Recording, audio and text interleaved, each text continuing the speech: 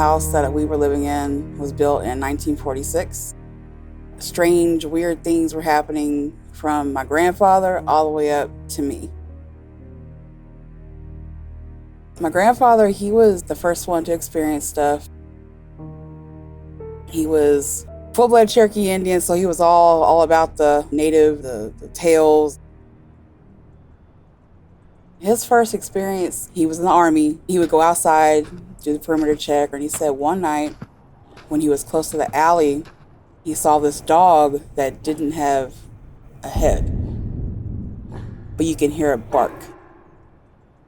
At the same time he sees this dog, something from under the ground wraps around his legs and does not want to let him go. So he started praying in Cherokee. He was a prayer warrior for sure. It eventually let him go and he went in the house. That was the very first incident he had.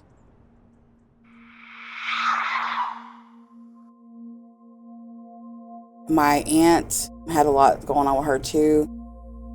She said that she saw him in the yard walking around and she called out to him. He wouldn't answer. She finally said, "Dad." And when he turned around, he had laser red glowing eyes that looked at her and then looked away. She ran in the house. My grandfather, he was in the house making a sandwich in the kitchen.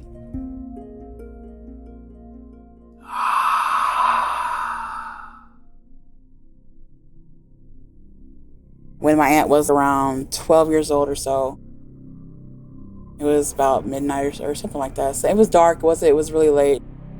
He said that he saw something carrying my aunt. I don't know if it was a demon or if it was, whatever it was carrying my aunt. My grandfather, he asked, "Who are you?" He was a medicine man also, so he was never afraid of things like that. He was our Ghostbuster, if you will. He asked it, "Who are you? What do you want with my daughter?" Whatever it was, that thing got spooked from my grandfather. He said, "You need to leave. You're not going anywhere with my daughter." Whatever it was left did not come back to that house anyway.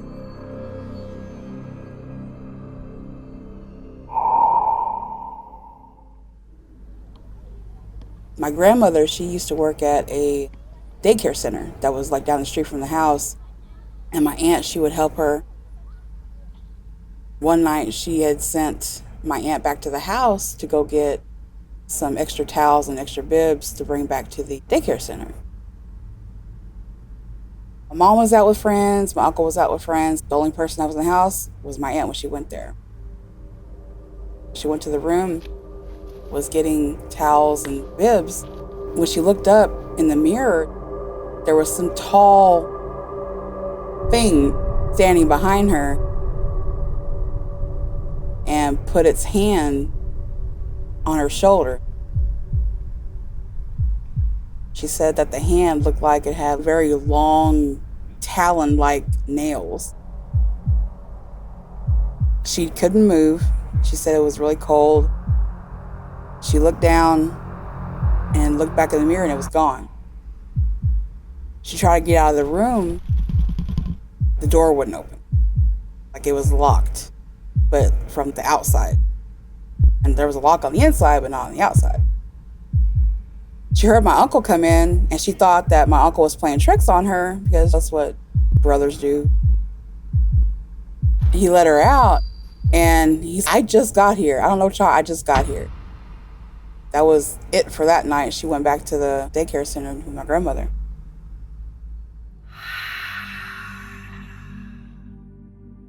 Fast forward to me. I've always been able to see things, even when I was a little kid. My grandmother had a grandfather clock that had the glass door with a pendulum. My cousin, my uncle, and my aunt were staying with us for a little while. The adults got the rooms, and the kids, of course, made a pallet on the floor in the living room. Sometimes I couldn't sleep. Actually, that was a lot of the time I couldn't sleep. I would be up and just looking around, and it was about 4 or 5 is when this happened. And it kept happening like all the time. I would see this lady in the pendulum area of the clock. She was like a Victorian lady. Like, she had the big poofy bun on top, and she had a Victorian lace dress that would button up all the way up the neck. She would always stare at me and smile. I remember one night, it was always between 2 and 3 in the morning. She actually held her hand out to me. She only did it one time. I don't know what that was about. I don't know if that was an ancestor. I don't know what that was. But I didn't feel threatened. I didn't feel, because kids are very susceptible to things like that. I never felt like it was bad.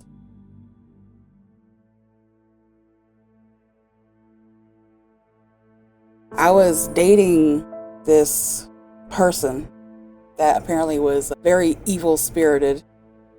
You know, you don't really recognize things when you first get into a relationship with someone. You're just all lovey-dovey and nothing can break y'all kind of thing. I didn't realize that there was something that's always around her, but my mother did not like this woman at all.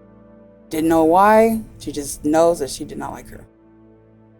Every time she was around, something would happen to my mom. One time she fell out of nowhere. She just fell. And she said there was another time that she fell. It felt like something pushed her. My ex and me were sitting outside at the time when that happened. Things like that would happen with my mom, and nobody else, just my mom. I think one of the most terrifying experiences would be, I want to say it was November 1st of 2013, 2014. This person, she was the kind of person that stalked you.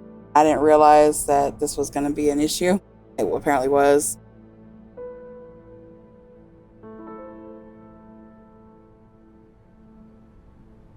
One night, I was out there with her trying to just keep the peace. On my street, there's no street lights nearby. There's a street light on either end to the street for the cross street, but there's nothing like in the middle. So where my house was just like pitch black almost. Just the glare from the street lights from afar. We're sitting there, we're talking. I see this dark figure walking towards the car. It was dressed in all black. I don't even know if it had a face. It's just all black. It slowly walked past the car. I'm looking by my driveway because we were parked on the street. My mom's car's parked in the driveway. There was no more room. When this guy or whatever it was passed my driveway, they disappeared. Right in front of my face, just disappeared.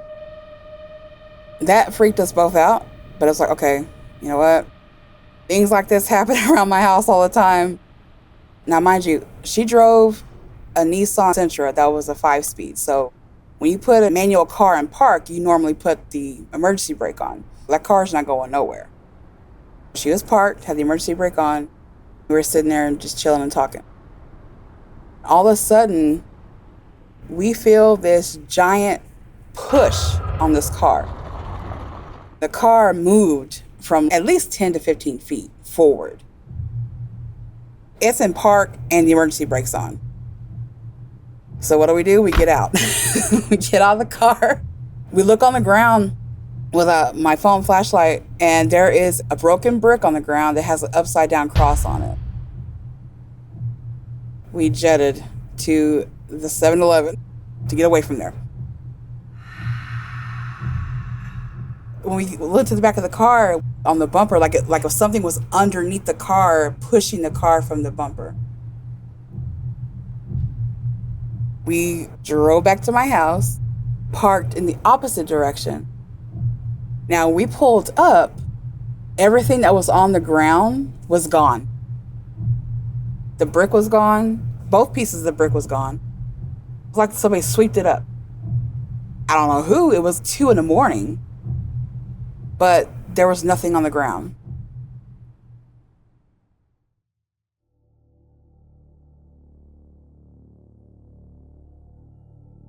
If someone was out, we would leave the dining room light on. Where the dining room was, it was catty cornered to the front door, so you could see the light shining into the door. My front door was like about a 6.5-foot door with a half moon stained glass at the top. Now, mind you, everyone in my house is about 5'3" at the most. There's no way that anyone in my family in that house could see out of that stained glass window. We're talking, starting to get into an argument. I looked to my left, which is where my door was, and I saw a dark figure in the stained glass. I blinked a few times to make sure I was seeing what I was seeing. It was there. I looked away, I was like, oh my God. She looked over there, she saw it too. Then when I looked back, it was gone. Like nothing was there. I did not go in my house until daylight because I was not about to go and find out what that was. I've never seen something that scared me like that.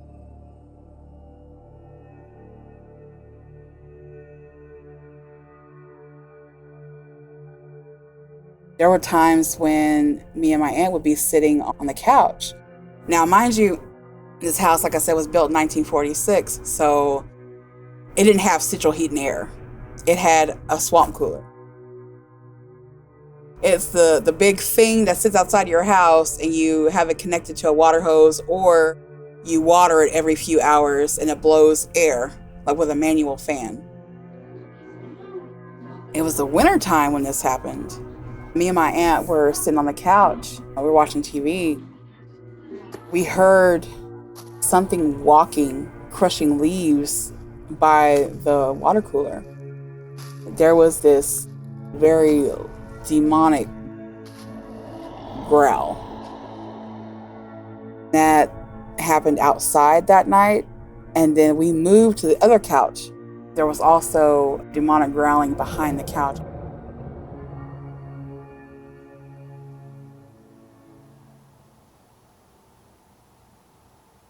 I had an ex that I was with at the time. I woke up, I want to say it was like 2:30, something like that, about 2:30. I looked over, her back was facing me. Her room is pitch black, no lights, not even from the bathroom, nothing was on. I turn over and I look at her. When I tell you, her head, and only her head, turned around to face me. When she faced me, her eyes opened up and they were the same red glowing eyes that my grandfather had in Dallas. I got up. I went in the living room. It was dark. Her mother is there, sitting in the dark, and asked me, "What's the matter? You can't sleep?" I said, "No, ma'am, I cannot." "What are you doing in the dark?" I turned the light on. She wasn't there.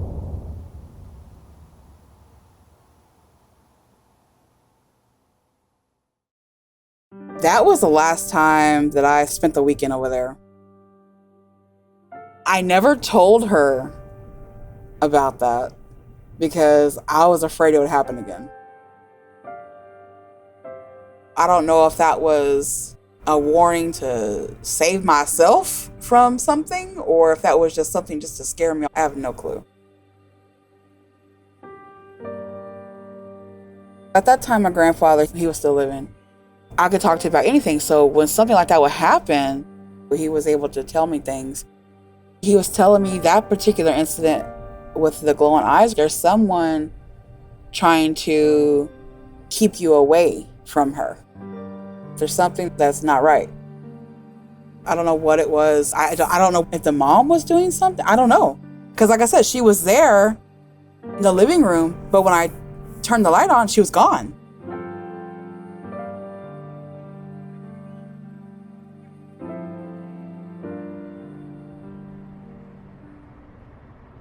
I was doing DoorDash because I almost died last year, and I came home to like a $500 light bill. Being on a wound vac and trying to work is very bad. But I had to make money for my light bill so my lights won't get cut off. Because it was the summertime, and in Texas, it's hot as hell here. Like, it prepares you for hell. I'm doing the DoorDash thing, right? I have my brother with me. My wife was with me, and she was in the front seat. He was in the back seat. I want to say we were in Roanoke, Texas, because we do DoorDash. It takes you wherever. That's where the money is. That's where I'm going to go. I had just dropped off at someone's house, and we were leaving to go back to civilization. On this pitch black road, there was one street light way down right before you got onto the highway. I saw this dark figure, all in black. I want to say the figure was really tall and slender. It had no face. This one had no face. It was just a black void, if you will. It was just like contorting, like the head was like the head, but it had no face. Was moving around, contorting in the legs. My wife saw it also. When we both looked at it, like you see those horror movies where bones are cracking and stuff, that's what it was doing, standing up, walking, but contorting at the same time. When I passed it, it disappeared. I said, babe, did you see that? She started praying her prayers. I'm just so glad that I didn't have car trouble.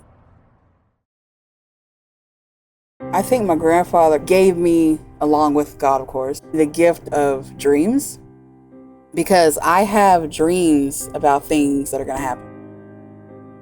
Some of the things that I've dreamt have happened, because it kind of feels like deja vu in a way. If I dream something, it's probably going to happen, like within the next month or so. I guess warning dreams, maybe? Premonition dreams, something like that. I've always been very cautious. My grandfather, he always said, if you see something follows you, you just walk away. That was always the rule of thumb with us. If we see something, just walk away, just pretend like it's not there, pray, it'll go away eventually.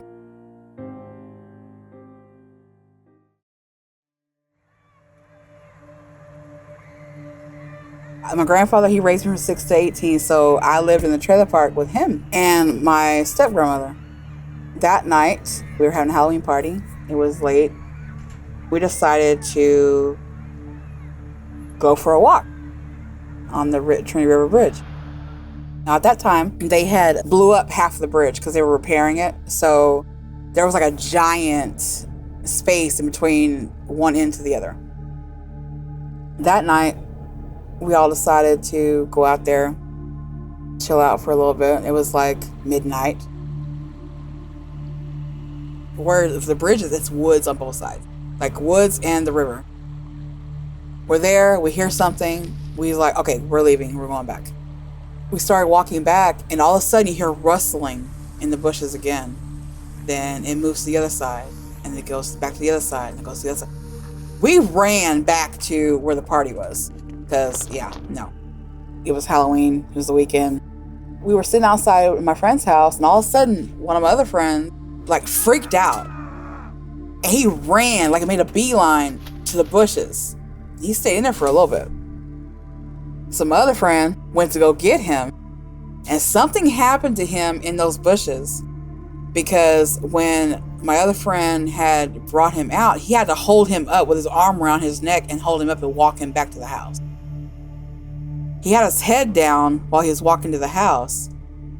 When he looked up at me, and only I saw it, he had the same red glowing eyes.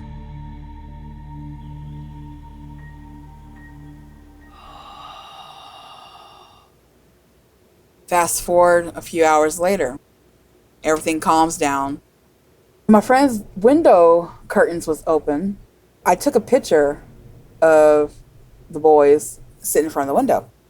Now, when I took this picture, it was 3 boys, and then for whatever reason, my friend had a digital clock that stopped working. It started blinking. It was blinking 11:34 upside down.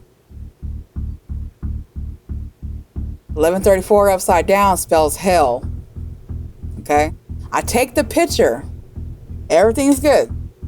A few days later, I get to develop the pictures. That picture that I took of the three of them had the clock in the picture that said hell, and there was somebody's face in his window. The guy had to have been about 6'2", 6'3". I don't know if it was somebody just being a peeping Tom or what, but I know that when I looked in the lens, taking the picture, there was nobody there but the three boys.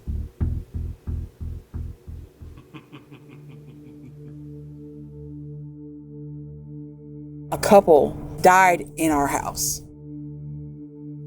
It was an older couple. Now, I don't know if they are the ones that are haunting it. I'm pretty sure it's gotta be something more demonic, because demonic growling, seeing that big old shadow person in the door, that doesn't seem like peaceful to me. That's why it freaks me out when there's an open door or an open window and it's dark outside. Like a closet, all closets have to be closed. I will not sleep with the door open. It has to be closed. A window, especially at nighttime, needs to be closed. The curtains need to be drawn. I don't want to see outside, and I don't want nothing seeing me inside.